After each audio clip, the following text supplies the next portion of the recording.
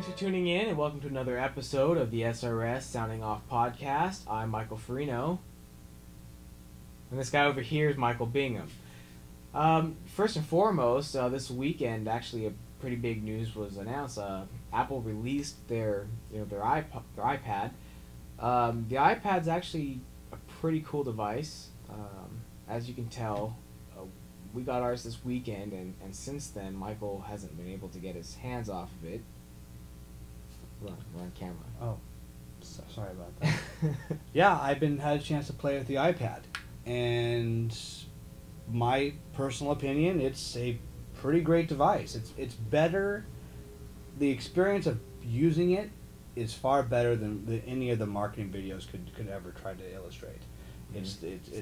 It looks incredible in your hand.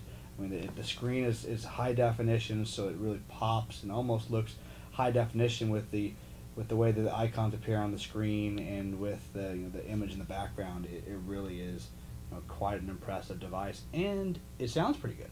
Yeah, sound-wise, it's actually pretty great. Yeah, we've had a few days to experiment with this thing now, and overall, my impressions are that this thing's it's far more sophisticated than I initially thought it would be. It performs very well. It's still not the desktop computer PC replacement, but it actually works as a very it does a good job of extending your desktop, your PC or MacBook or whatever. Yeah. It does a lot of things that your computer is capable of doing. It doesn't do all of them, but if you're using it around the house, it's the perfect device. It'd be interesting, and like in relations to this, HP has started to turn on the heat a little bit. Yeah, well, I mean, with great success that the iPad is seeing, HP decided that they're going to hype up their Slate PC once again, and the Slate PC is due later out this year. It's a Win 7 based Slate PC. It's basically the same form factor as the iPad, with a few different things. They're kind of promoting it the same way Droid has against the iPhone, where it does what the iPhone doesn't. Well, the Slate is supposed to do what the iPad doesn't in terms of multitasking. It has a camera, it has USB connectivity, so you can plug things into it. You can extend the memory. But the big deal is it's not in the market yet. Yeah. So I'm actually very excited to see what it's going to be like, what it's going to look like, and how that works in comparison to the iPad. And will it be the iPad killer? Who knows? Time will tell. It's exciting to see, so we'll be paying close attention to it ourselves. Yeah. And then also moving forward, Apple again, it's kind of an iPhone heavy show because of what they've been doing, but they surprised the industry today and said that they'll be holding on April 8th an iPhone OS 4.0 press conference. Mm-hmm. So they'll be there, and they'll be showing off up in Northern California the latest iPhone operating system. So it'll be interesting to see what comes of that. Very exciting. I mean, as you and I both have iPhones, and I mean, I know the iPhone 3G, 3GS, basically the same looking phone. So it'll be interesting to see if they maybe even announce, maybe a new body for the iPhone. Form factor. Yeah. So. Right here. If I were to take a bet, or I would say that the iPhone would probably look a lot like the iPad, but in a current iPhone form factor or size. Yeah. We'll see what Apple's got up their sleeves, but I think that they're probably not going to reinvent the wheel in terms of design when they have a pretty killer look here. Mm-hmm. So that's my guess, and it'll be interesting to see what you guys think. So if you want, place a comment on our YouTube channel. Let us know what you think that the new iPhone will look like. Not that they'll reveal the form factor or the hardware on this coming Thursday, but it's worth talking about. Yeah, so if you have any speculations, let us know. We'd love to read them. Other than that, let's see.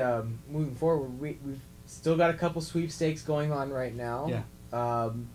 This week, actually, will be the last winner will be picked on Friday for the I Hate Loud Commercial sweepstakes on our Facebook page. So if you haven't yet entered that, do so at facebook.com/SRS Labs. Click on the sweepstakes tab, and go ahead and fill in the entry form to enter. By the way, the more friends you invite to participate in the promotion, the better your chances are of winning, because every friend that you invite actually gives you one more entry, so be sure to invite your entire friends list. That, and we have another sweepstakes going on, the Dell Mini Inspirons. Yeah, I'm Drawing a blank. drawing a blank on that right now. Excuse me on that. Yeah, no, actually we're doing a sweepstakes on the Dell Inspiron. We're giving away 3 Dell Inspiron Mini netbooks. That's right. Which are fully customized. They have a custom paint job on the lid. They're fully customized with SRS audio enhancements. These things were basically custom tuned by us to sound, just freaking amazing. Yeah. So, for a netbook, they kick sound that's similar to that of a much larger notebook PC. Maybe even clearer and with more bass response than what you'd expect. So if you want to win one of these or learn more about it, visit our premium sound microsite at srslabs.com/premium sound. Let's get into from there. Let's get into the overview. Well, we're going to be doing a product review giveaway this week. It's the iLive speaker bar. And that's what you'd call it, and we'll be showing off that and then giving it away to a lucky viewer of our podcast here, a humble little podcast. Yeah, so let's get started. Let's go ahead and give the overview. Okay, let's do it. I'm here with the iLive IHS1 iPod dock and speaker bar. This device is actually really cool. As you can tell, it has a little slide out tray here for your iPod. It's compatible with iPod touches all the way down throughout the line. It is not, however, compatible with the iPhone. This device here actually features SRS True Bass technology, which makes an extreme improvement on the bass response of the attached subwoofer. Other than that, the sound on this thing's really good. It's actually surprising for such a small device. It kicks out huge sound. What I particularly like is it comes with a full function remote control. And also, if you look on the back of the device, here we can see the dedicated subwoofer. It has 2 auxiliary inputs, a subwoofer output if you wanted to hook this thing up to an external subwoofer. It also has a video output. So your classic iPod video, if you have any video on there, you can actually hook this port up to the TV while your iPod is docked and watch whatever content you have on your iPod. It also has the AM/FM, standard AM/FM jacks here for your antennas. With that, this thing's really only good in the US because these kind of radio standards aren't really available anywhere else around the world. Other than that, I'm very happy with the performance of this. If you would like to win the iLive IHS1, we will be giving it away on Twitter. If you visit our page at twitter.com/SRSLabs and tweet, "I want the iLive soundbar," for your chance to win. We'll be giving it away this Friday. Stay tuned and we will announce our winner Friday.